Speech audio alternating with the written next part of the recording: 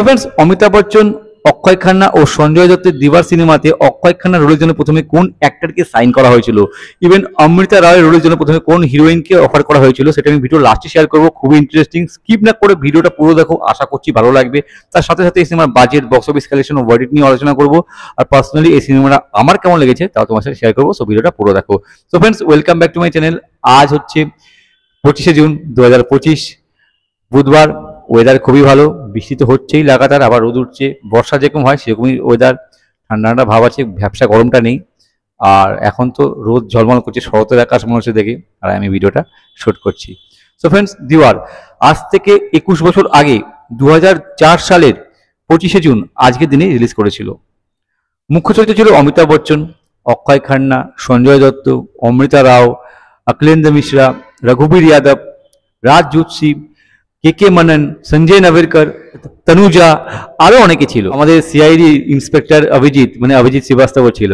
দিওয়ার হচ্ছে mix of action, thriller আর drama জোনের সিনেমা। প্রডিউস করেছিল গৌরাঙ্গ দোষী, আর রাইটার ও ডাইরেক্টর ছিল মিলন লুথরিয়া।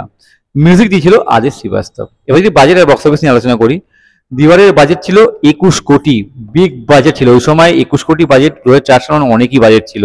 আর প্রথম দিন কালেকশন করেছিল 1,72,00,000 টাকা, আর প্রথম উইকের শেষে কালেকশন ছিল 8,05,00,000 টাকা।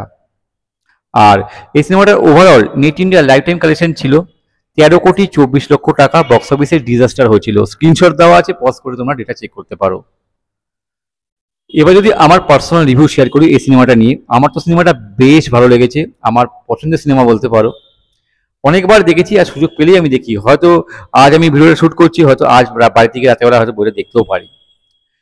এবার যদি গল্পটা তোমার সাথে একটু করে শেয়ার করি, এখানে অমিতাভ বচ্চন একজন ইন্ডিয়ান সোলজার। সে ও তার সাথীরা পাকিস্তানের জেলে বন্দি অনেক বছর ধরে। ছেলে যখন ছোট বাচ্চা বয়স, তখন থেকেই তারা জেলে, অনেক বছর হয়ে গেছে জেলে আছে।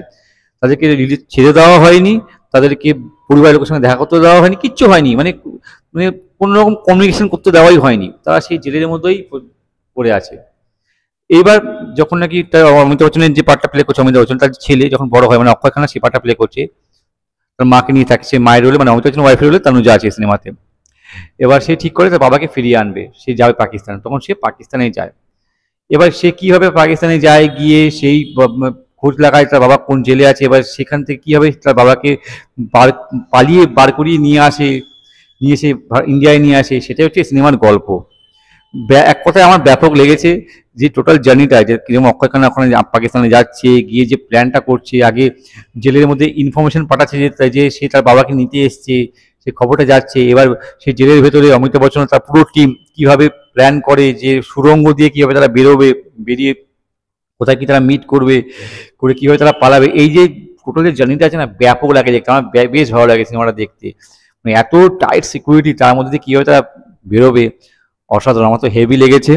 আর অনেক মুহূর্ত আছে যেগুলো সত্যি ভালো লাগে। তবে হ্যাঁ, এটাও বলে রাখি, এই সিনেমাতে কিছু কিছু জায়গায় কিন্তু লজিকের ফাঁক থাকে। আমার মনে হয় এই সিনেমাটার না চলার কারণ হয়তো কিছুটা এটাও হতে পারে, কারণ এমন কিছু দৃশ্য আছে যে লজিকের সঙ্গে মেলাতে পারবে না। তুমি যদি মাথা খাটাও যে এটা কি করে হলো, এটা তো কি করে সম্ভব, তাহলে কিন্তু বস গড়বড় আছে। আমি যখন লজিকটা সাইডে রেখে বইটা দেখি, তাই জন্য ভালো লাগে, বইটা দেখতে ভালো লাগে। কিন্তু লজিকে কিন্তু কিছু জায়গায় অনেক ফাঁক আছে, এটা আমি স্বীকার করেই নিচ্ছি।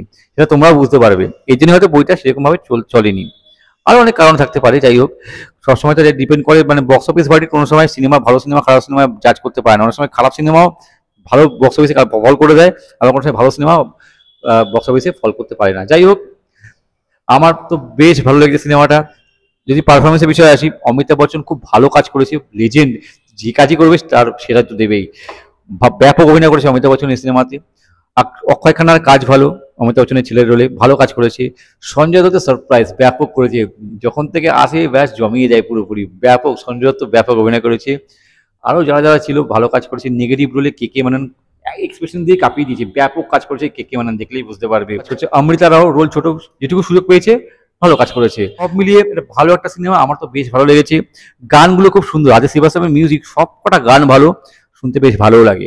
ওভারঅল এটাই বলবো, যদি না দেখে থাকো বস, এই সিনেমাটা একবার দেখতে পারো। আশা করছি তোমাদের খারাপ লাগবে না। এই যে টোটাল জার্নিটা আছে, জেল থেকে তারা বেরিয়ে আসবে, পালাবে, সেই পালাবার মুহূর্ত, বেরিয়ে যখন আসবে, কিভাবে তারা পালাবে, তারপরে যখন নাকি ইন্ডিয়ান বর্ডারে চলে আসবে, তারপরে ক্লাইম্যাক্স যে পোর্শনটা আছে ওটা ব্যাপক লাগে।